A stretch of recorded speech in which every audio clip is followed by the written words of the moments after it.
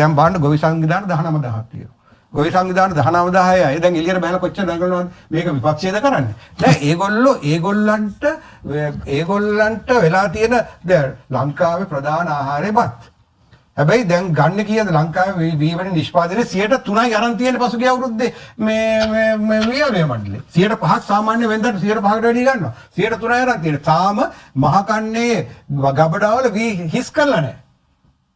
වී හිස් කරලා නැහැ. එතකොට කොහොමද දැන් යලකන්නේ දැන් ගෝයන් කැපෙනවා. යනකන්නේ කොහොමද ගන්නෙ? ඒක ලොකු විශාල ප්‍රශ්නයක්.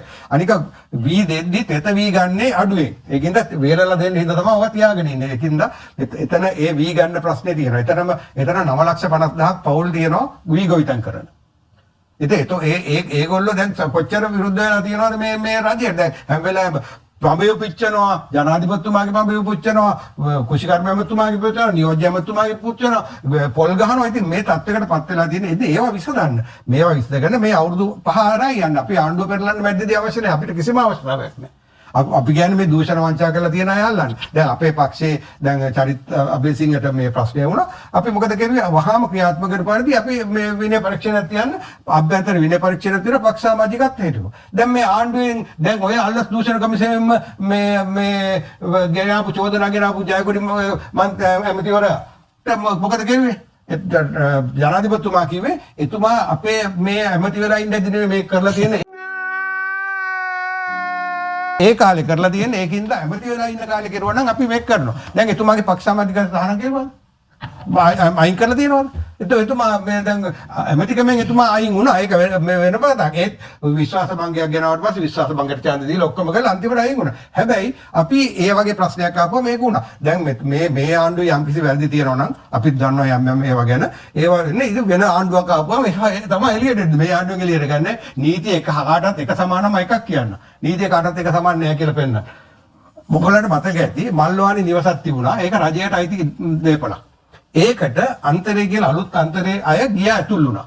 ඒතකොට පොලිසියත් කරාගෙන ඇතුළට ගියා. ඇතුළට ගිහලා දවස් ගාණක් හිටියා. එතකොට මේ පැත්තේ ඉන්න ප්‍රාදේශීය ලේකම්තුමා පොලිසියට පැමිණිල්ලක් දැම්මා මේ පිළිබඳව.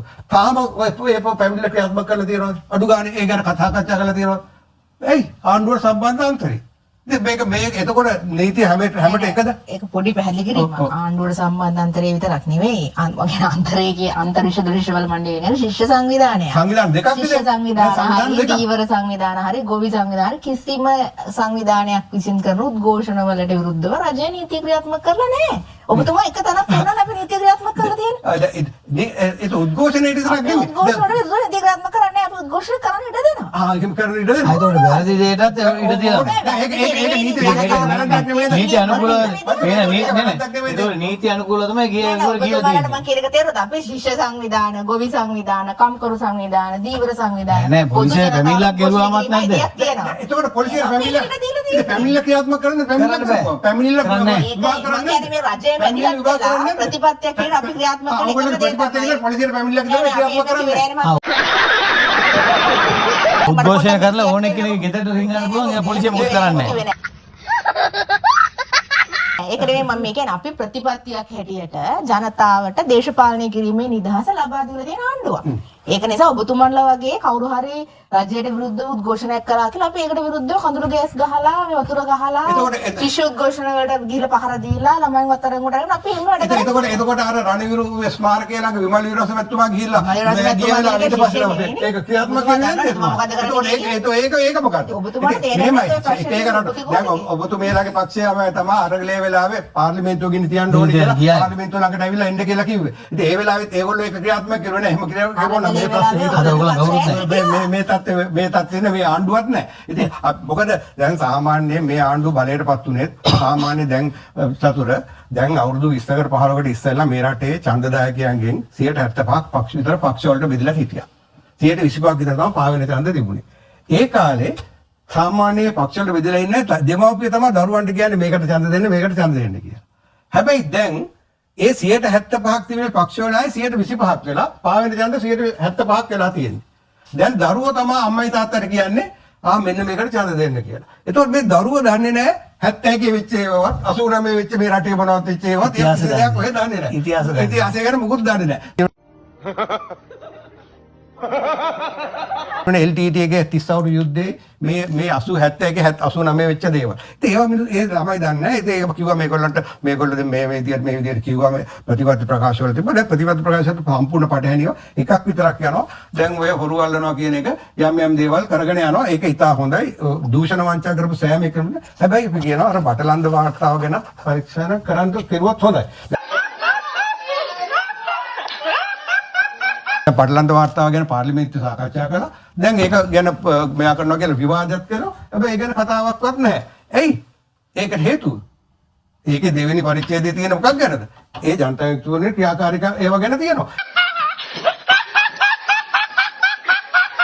ඉතින් ඒ වගේ දැන් කොච්චර තියෙනවද? දැන් බටලන්ද වාර්තාවේ රෙකමෙන්ඩේෂන්ස් දන්නවනේ. ඔව් ඒ දන්නවා. ඒකනේ මම කියන්නේ ඒක ක්‍රියාත්මක කරන්න කියලා ඒව ගැන. ඉතින් එතකොට ඒ දික්කෝ ඒ ගැන පරීක්ෂණය කරනවාද? ඒව ගැන මුකුත් නැහැනේ. ඉතින් ඒ පාර්ලිමේන්තු විවාදිකුත් ගිහිලා කරනවා කියලා කිව්වනේ. කො එතකොට දැන් ලසන්ත වික්‍රමතුංග ඝාතනය ගැන හොයනවද?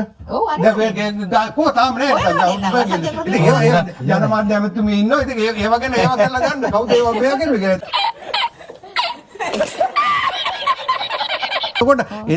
මේ තිබිච්ච අපි කැමති මේ රටේ දූෂණ වංචා ගැන දූෂණ වංචා තිබිච්ච සෑම එක්කෙනෙක්ම අත්දැකීමකට ගන්නවා නම් හොඳයි. හැබැයි මේක ඒ පක්ෂ ભેදයෙන් තොරව ඒ කාටවත් හැමට නීති එක හා සමානව යනවා නම් තමයි හොඳ. ඒක තමයි අපි බලාපොරොත්තු වෙන්නේ. නැත්නම් මොකද මේ අපිටත් ඕනේ මම මුලින් කිව්වා වගේ අපිටත් ඕනේ මේ රට හොඳට පොහොසත් රටක් ලස්සන ජීවිතයක් ජනතාවට ගත ගන්න හදන්න. ඊට පස්සේ මැතිවරණයෙන් තීන්දුව කරන ජනතාව කවුද නැවතපත් කරගන්නේ කියලා. මොකද කවුරුත් දන්නවා හොඳටම දන්නවා ලක්ෂ 4-5ක් තිබිච්ච පක්ෂයක් ලක්ෂ 50 ගණක් ගත්තාම වෙන පක්ෂ වලයිනේ ඡන්ද දීලා තියෙන්නේ. දැන් මේ මිනිස්සු අදත් මට එක්කෙනෙක් කතා කරලා කුරුණෑගලදී කතා කරලා මේ මං ඊට පස්සේ අහුවා මේ ඇයි මේ ඕගොල්ලෝ මේ අපිත් ඡන්ද දීපු අය නෙවෙයිනේ. ඉතින් ඇයි මේ දැන් මුකුත් වෙනසක් කරන්නේ නැද්ද? මොකක් වෙනසක් කරද්ද තව අවුරුදු 3ක් ඡන්දෙන්න තියෙනවා. ඕගොල්ලෝ මේගොල්ලොත් එක යන්න ඊට පස්සේ බලමු මේකක් කියලා. ඇත්තම කියනවා අපිට ඉඳලා මෙතුමා ඉඳලා ඡන්ද දීපු කෙනෙක් අද මට කතා කළා. කතා කරලා අහනවා මේක වෙනස් කරන්නේ නැද්ද කියලා. මං කිව්වා වෙනස් කරන්නේ මොකටද? දැන් ඕගොල්ලෝ යතු දුන්නා මේ අවුරුදු 5 යන්න දෙන්න. ගිහලා ඕගොල්ලෝ ඒ කියපු විදිහට හදාගත්තට පස්සේ ඊට පස්සේ වෙනස් කරමු කියලා. ඉතින් ඒක නිසා දැන් ජනතාව විශාල ප්‍රශ්න රාශියකට මුහුණ දීලා තියෙන ජීවත් වෙන්න බැරි එක. සෑම පැත්තෙම ජීවත් වෙන්න අපහසුයි. ඒකින්ද ඒ සඳහා යම්කිසි වැඩ පිළිවෙලක් සකස් කරන්න කියලා තමයි කියන්නේ. මං හිතනවා ආණ්ඩුව ඒ ගැන සාකච්ඡා කරලා ජනතාව ජීවත් වෙන්න. මොකද මේ තුනෙන් එකක් පවුල් වලින් තුනෙන් එක ලක්ෂ 20ක් ආහාර හණියේ පේනවා.